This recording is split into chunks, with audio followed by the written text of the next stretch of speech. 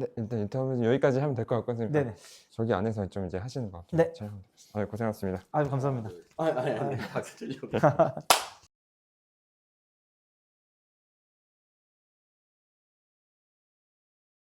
이제 갑자기 이렇게 약간 정치적인 유튜브를 하게 되신 계기가 있어요?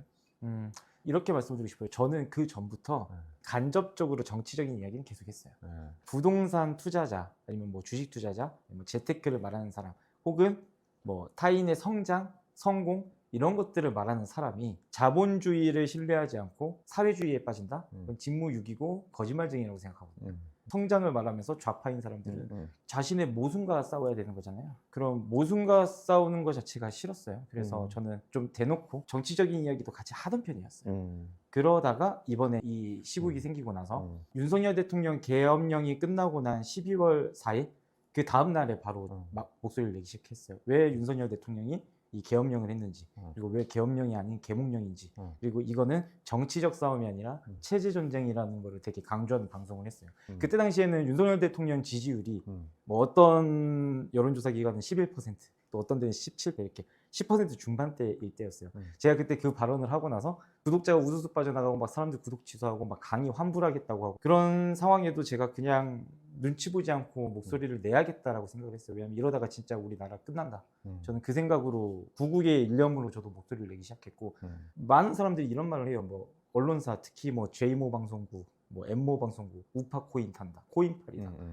말이 안 되는 소리거든요. 그때 당시에, 그러니까 국민 여론이 11%만 지지하던 때 누가 그거를 코인 탄다고 말을 해요. 실제로 저도 처음에는 구독자가 오히려 빠져나갔고요. 강의도 환불이 많았고요.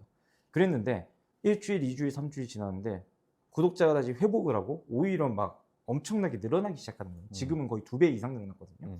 그 자체가 지금 국민의 여론을 보여주는 게 아닐까. 처음에는 다들 처음 겪어보는 일이고 당황해서, 그래서 처음에는 뭐야 무슨 요즘 시대의 계엄령이야? 막 이러다가 점차 계몽이 되신 거죠. 점차 계몽이 되면서 지지율도 올라가고 이제는 50%가 넘어가고 그런 상황이기 때문에, 그래서 이제는 구독자가 많이 늘었죠. 근데 또 코인을 탄다라고 할까봐 그래서 일부러 더 저는 매 집회 현장에 어묵 트럭을 보내고 있습니다. 그래서 지금까지 한 1억 정도 썼습니다. 트럭 한번 보내는데 좀 돈이 많이 드나 봐요? 어묵 단가가 한 분 드리는데 기본적으로 한 2,500원 정도 들어요. 그거를 뭐 매번 1,000장, 2,000장, 그리고 주말에는 막 5,000장 이렇게 준비해서 가거든요. 지금까지 8만 장 준비해가지고 제공을 해드렸고요. 그리고 뭐 그 외에도 애국시민 최준용 배우, 그 동탄에 코다리집이 있는데 그분이 애국의 발언을 했다라는 이유로 평점 테러 당하고 막 이런 적이 있어요. 그런데 바로 가는 거죠. 바로 가서 돈줄 정모 해가지고 가가지고 맛있게 먹고 선결제하고 오고 이런 것들도 계속 하고 있고, 뭐 커피차 필요할 때 커피차, 예전에 서부지법일 있을 때는 따뜻한 핫팩 많이 추우신 것 같아서 핫팩이랑 방석 가져가고 이런 것들 그때그때 필요한 지원을 계속해서 하고 있습니다. 그래서 여태까지 한 1억 정도를 쓰게 된 거예요. 이제 윤석열 대통령이 계엄한 이후에 어쨌든 목소리를 더 이제 많이 내기 시작하신 거잖아요. 그게 네. 아까 말씀하신 것처럼 어떤 위기의식을 느끼시는 건가요? 어떤 부분에서 목소리를 더 많이 내야 되겠다고 생각하신 거예요? 의심이 확신으로 바뀐 순간이라고 말을 해야 될까요? 그 전까지 윤석열 대통령의 계엄령이 있기 전까지는 그냥 계속해서 의심에 대한 부분들이 있었어요. 그러니까 제가 23년에 이런 글도 쓴 적이 있어요. 왠지 우리나라 사회주의 공산국가 될 것 같다. 똘똘한 한 채 남겨두고 웬만한 자산은 전부 다 달러 자산으로 바꿀 준비를 해야 될 것 같다.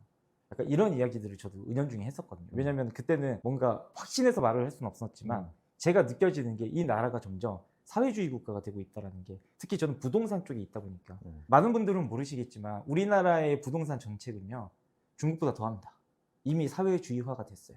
그건 지난 문재인 정부 때 만들어낸 왜곡이죠.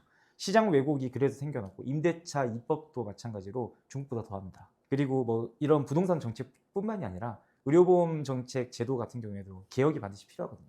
윤석열 대통령이 지금 하고 있는 것도 아마 우리의 미래, 우리 미래. 그러니까 예전 1970년대, 80년대 개발도상국 시절에는 그 인구 피라미드 구조, 그러니까 앞으로 점점 더 젊은 인구가 늘어나는 이런 예쁜 피라미드 구조에서는 이상적으로 잘 굴러가는 시스템이었지만, 이제 인구가 줄고 노령 인구가 늘어나고 출산율이 저하되고 재원을 감당할 수가 없거든요.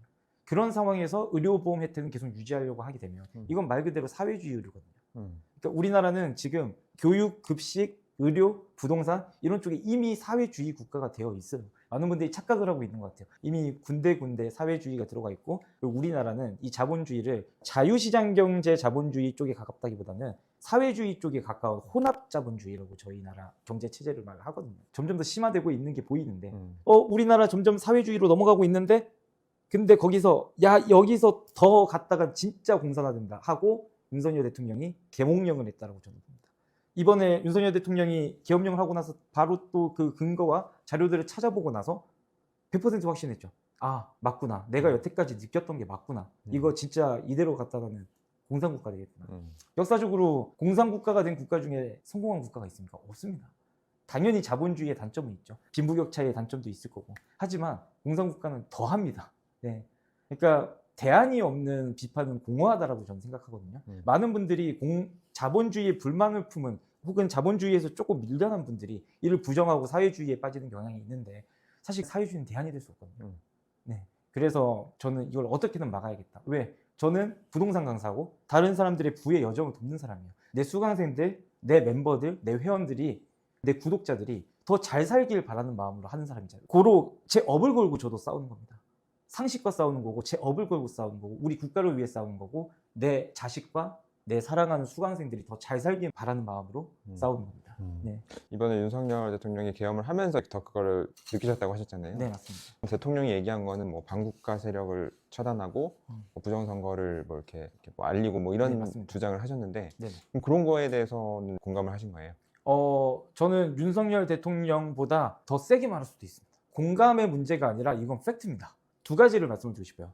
반국가 세력과의 전쟁은 완벽한 팩트고요. 부정선거를 감사해보자라는 건 의심입니다. 근데 굉장히 증거가 많은 의심입니다. 합리적인 의심이고. 그래서 그 두 가지를 토대로 말씀을 드리고 싶은데, 일단은 반국가 세력과의 전쟁이라는 말은 당연한 건데, 요즘 시대에 간첩이 어딨냐고 말한 분이 있죠. 말이 안 되는 소리인 게, 자 이렇게 한번 생각을 해볼게요. 중국, 러시아, 북한이 있습니다. 이 중국, 러시아, 북한이 붙어 있죠. 요거를 그냥 하나의 사회주의 공산국가 세력이라고 말을 해볼게요. 공산국가 세력이 남쪽에는 뭐가 있죠? 대만이 있습니다. 중국이랑 계속해서 분쟁을 일으키고 있죠. 그 왼쪽에는 뭐가 있죠? 베트남이 있습니다. 베트남은 공산화가 됐죠. 그리고 우리나라가 공산화된 과정과 굉장히 비슷한 길로 공산화가 되었습니다. 그리고 이들의 오른쪽엔 뭐가 있습니까? 우리 대한민국이 있습니다. 붙어 있어요. 완전히 붙어 있어요. 심지어 자유진영의 최선봉 국가인 미국과 그 다음을 따르는 일본의 바로 앞에서 태평양을 막고 있는 게 대한민국이에요. 공산진영의 입장에서 보자고요. 눈에 가시예요. 전략적 요충지입니다. 먹어야 되는 곳입니다. 걔네들 입장에서는. 간첩이 없다고요? 미국에도 간첩이 있는데요. 북한이랑 바로 붙어 있고 중국이랑 붙어 있고 중국, 북한, 러시아에 둘러싸여 있는 남한에 간첩이 없다고요? 말이 되는 소리를 해야죠. 특히 그 이태원 압사 사고 때 윤석열 대통령의 탄핵을 주도했던 사람들이 누굽니까? 민주노총 아닙니까? 근데 그 민주노총 간부가 이번에 잡혀갔습니다. 왜? 간첩 혐의로요. 15년형 받았습니다. 그 북한의 지령이 뭐였죠? 이태원 사고를 토대로 국민들의 분노를 일으켜서 윤석열 대통령 탄핵을 압박하잖아요. 그리고 그 북한에서 지령 내려준 구호를 그대로 썼잖아요. 근데 간첩이 아니라고요? 근데 반국가 세력이 아니라고요? 반국가 세력 맞습니다. 우리나라는 자유민주주의 국가입니다. 건국 이승만 대통령이 기독교 정신으로 자유라는 틀 아래 자유민주주의 국가를 건설했습니다. 대한민국은 자유민주주의 국가입니다. 그 자유민주주의 국가에서 자유라는 단어를 빼려고 하는 당이 반국가 세력이 아니라고요. 상식의 문제입니다. 당연히 우리는 공산주의를 막아야 되고 사회주의를 경계해야 됩니다. 이거는 상식의 문제지 좌와 우의 싸움이 아닙니다. 그래서 저는 이 말씀을 드리고 싶습니다. 국민 여러분 깨어나십시오. 지금 우리나라 정말 위험한 상황입니다. 자, 그리고 이제 부정선거 이야기를 해보도록 할게요. 저는 이 말씀을 드리고 싶어요. 우리 윤석열 대통령이 뭐 전과가 있습니까? 죄 지은 적 있습니까? 우리나라는 무죄 추정의 원칙의 국가지 않습니까? 지금까지는 죄가 없습니다. 청렴한 공무원으로, 청렴한 검사로 높은 자리까지 올라와서 국민의 선택을 받아 대통령까지 된 인물입니다. 자, 그럼 여러분들은 그 사람을 믿습니까? 아니면 지난 10년간 부정채용만 1200건을 저지르고 사무총장이라는 임원급 사람이 자기 아들 부정채용 저지르고 그렇게 부정채용만 지난 10년간 1200건을 저지른 조직을 믿습니까? 상식적으로 생각을 해봐도 저는 대통령이 훨씬 더 신뢰가 갑니다. 자, 그리고 그 부정선거를 부정하는 선관위 한번 보십시오. 특히 대표적으로 투표용지 접힌 게 복원이 된다는, 접힌 자국이 복원이 된다는 형상기억종이, 그 형상기억종이가 있다라고 오상진 아나운서 이렇게 불러다가 해명방송 하지 않았습니까? 보여줘. 그 형상기억종이 좀 보여달라고요. 근데 선관위의 대처는 어땠습니까? 안 보여줍니다. 안 보여주는 게 아니라 못 보여주는 거죠. 그리고 어떻게 했습니까? 영상을 조용히 내려버렸습니다. 그런 사람들을 믿으라고요? 대법원이 뭐 고발한 사람들이 범인을 데려오지 못했다라는 이유로 그냥 기각을 시켜버렸는데, 잘 생각을 해보자고요. 대법원의 판사들이 누굽니까? 우리나라 선관위의 각 지방의 주요 요직은 판사들입니다. 그러니까 대법원이 그걸 판결하면 저는 안 된다고 생각해요. 감사를 받아야 돼요, 감사를. 근데 그 감사를 전국 각 기관들 중에 지금 그들만 유일하게 거부하지 않습니까? 그리고 국민들이 바라는 게 그거지 않습니까? 그렇게 떳떳하면 형사기억 종이 갖고 와, 보여줘. 그리고 감사 받아. 그걸 요구하고 있는 거예요. 주권자인 국민이 그런 이야기를 했다고 고발을 하겠대요. 이게 전체주의가 아니면 뭡니까?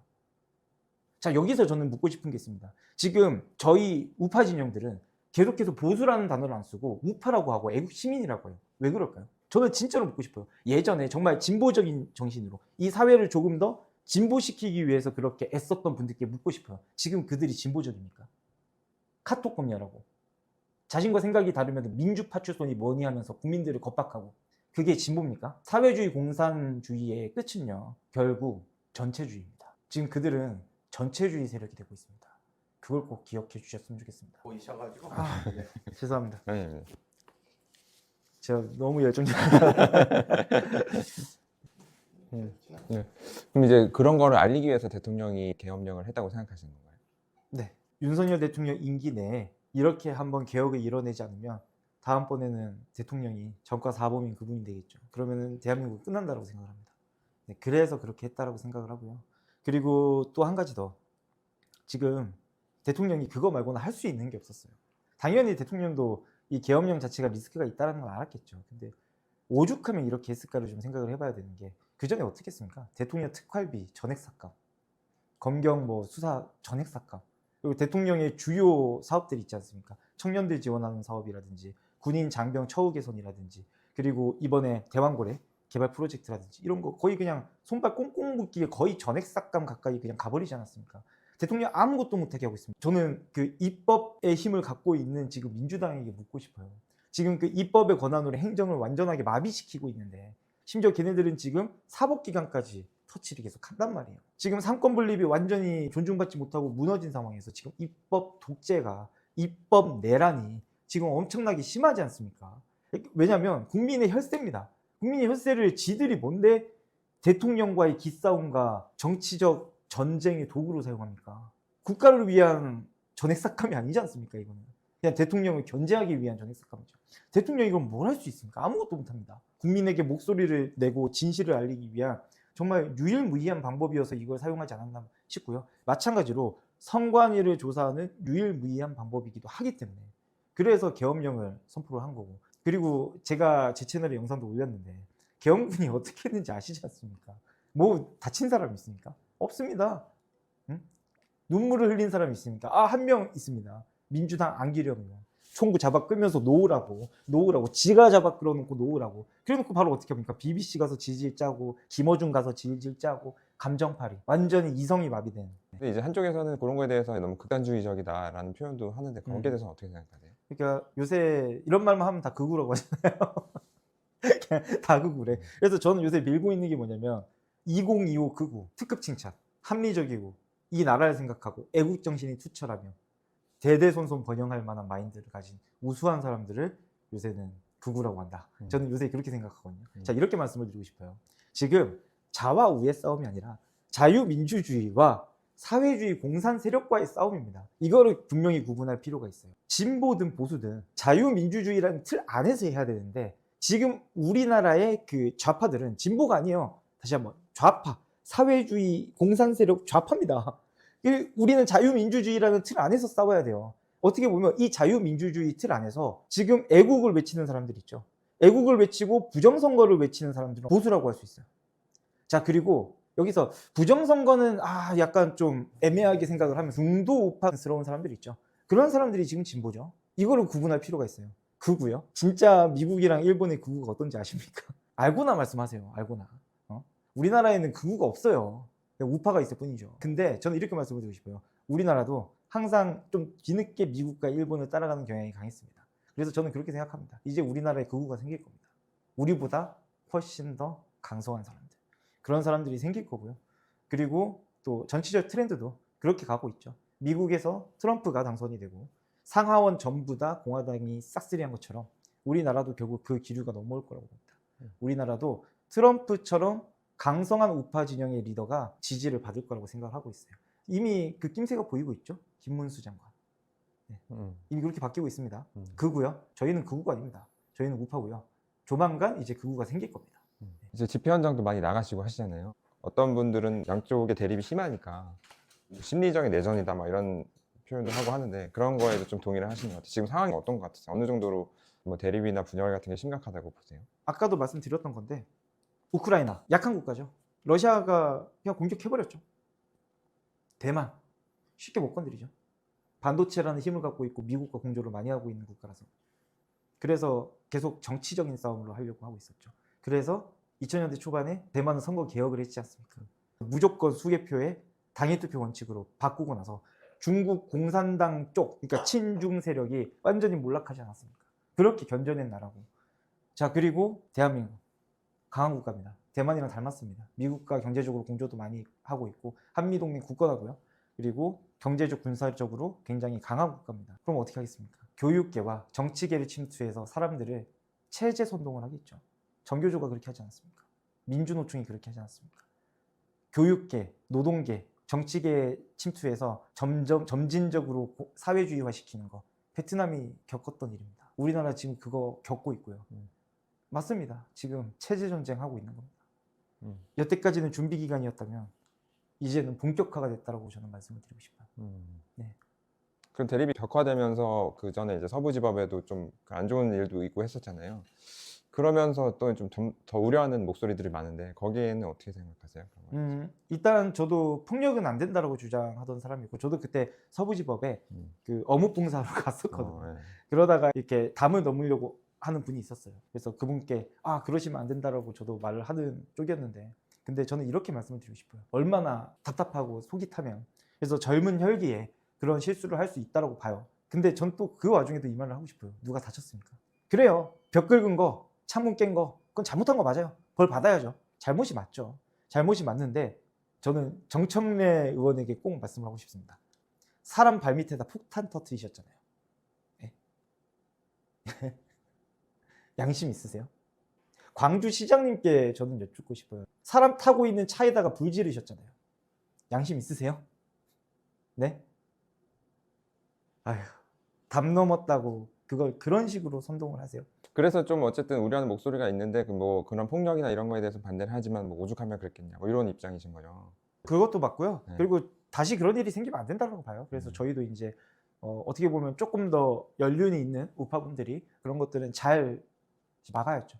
우리는 평화의 목소리로 강건하다라는 게 그 강함이라는 게 폭력은 아니잖아요. 지금 그냥 이렇게 말씀드리고 싶어요. 전국에 들불처럼 일어나고 있습니다. 수많은 사람들이 부산역 광장에도 모였고 동대구역 광장에도 모였고 이제 광주 쪽도 뭐 천안에도 모였고 서울 뭐 광화문 여의도 각 등지에서 지금 애국 우파들의 목소리가 강건하게 지금 일어나고 있잖아요. 정말 압도적입니다. 뭐 언론들이 이제는 더 이상 선동을 안 하는 것 같은데 그냥 탄핵 찬성 집회보다 압도적이에요. 10배는 많아요. 아니 10배가 뭐예요. 사실 이제는 뭐 이렇게 셀 수도 없을 차이가 많이 나고 있습니다. 그 강건한 목소리 계속 내면 결국 주권자인 국민의 목소리로 이겨낼 수 있을 겁니다. 그러니까 저는 여러분들이 폭력은 절대 사실 폭력도 아니었죠. 사람을 때린 건 아니지만 그래도 그런 것들은 좀 조심해 주셨으면 좋겠습니다. 우리는 민주노총이 아니잖아요. 저희는 폭력 쓰지 맙시다.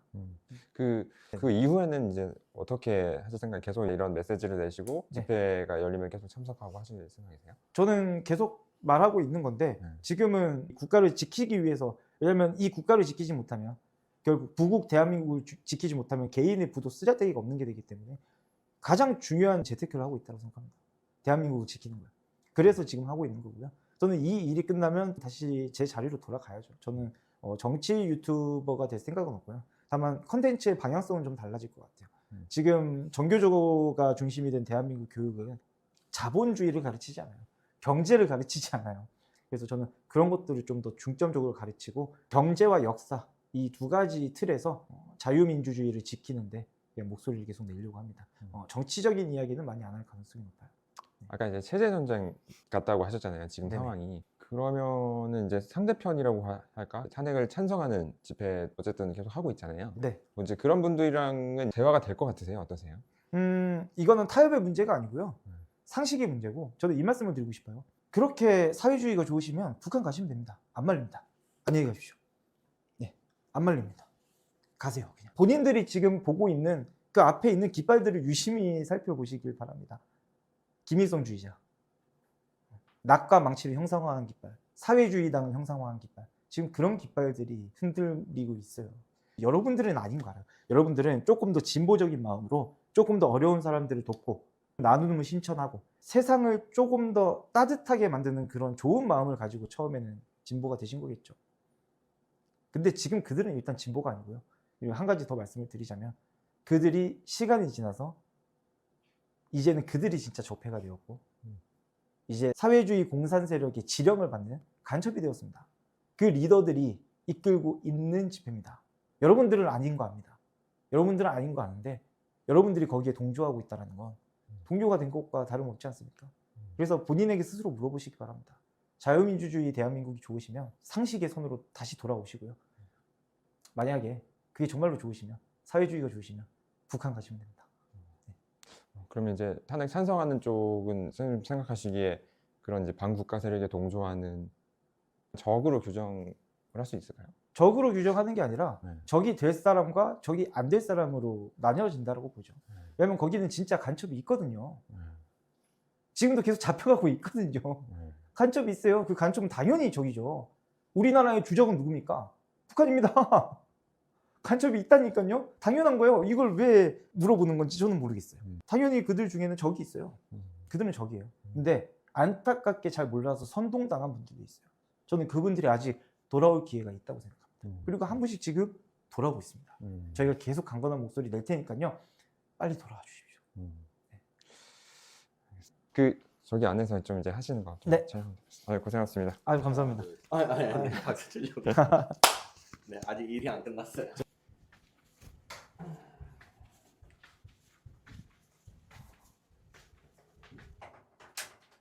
네, 아직 계속 찍고 있. 아, 네네. 네. 와, 진짜. 자, 저 같은 유튜버는 좀 날로 먹는 것 같습니다. 진짜 이렇게 공을 들이고 작품 정신으로. 야, 오히려 지루할 수 있기 때문에 컷의 다양성을 주는 거잖아요. 그죠? 와, 진짜 대단한 것 같아요. 보니까 이렇게 가족들이 나오신 분들 맞아요. 네, 되게 많아요. 데리고 많이 오던데. 예전에 네, 저희 아들은 이제 제가 계속 이렇게 방송하고 이런 거를 막 보니까 아들은 요새 교육이 많이 된 것 같아요. 완전. 얼마 전에 어떤 일이 있었냐면 제가 아들한테 아들 민주주의는 좋은 거야 나쁜 거야 이렇게 물어봤거든요. 근데 아들이 이러는 거예요. 어? 자유민주주의가 좋은 거 아니야? 어떻게 지금 이제 이런 활동을 하시는 거의 목표. 그냥 이 자유민주주의를 토대로 이렇게 강한 국가가 되고 잘 사는 국가가 된 대한민국을 잘 지켜내서 우리 태극기 부대 어르신들이 그래왔던 것처럼 그분들의 이 결을 이어받아 2030 그리고 40대 이제 나라의 주축이 될 사람들이 잘 이어받아서 내 아들 우리 자식들에게 잘 물려주는 거 그게 목표고요. 그거 말고는 다른 목표 딱히 없습니다. 저는 그냥 이 자유 대한민국을 지켜서 아들한테 물려주는 게 저의 목표입니다. 지금 선생님이 생각하시기에 지금의 상황이 얼마나 위험한 상황이라고 생각하시는지 한번. 위험했는데 희망차진 상황이라고 생각합니다. 왜냐하면 이번 계몽령을 토대로 국민들이 깨어났고요. 사실 이대로 갔으면은 정말 우리나라 공산주의로 넘어갈 뻔했는데 우리 윤석열 대통령께서 계엄령을 토대로 계몽령을 토대로 이렇게 국민들을 깨어나게 하고 지금 다시 정상화로 되어가는 과정이라고 저는 보기 때문에 되게 희망적으로 생각하고 싸우고 있습니다. 이번에 이겨내면 우리나라 더 위대한 국가가 될 거라고 저는 생각합니다.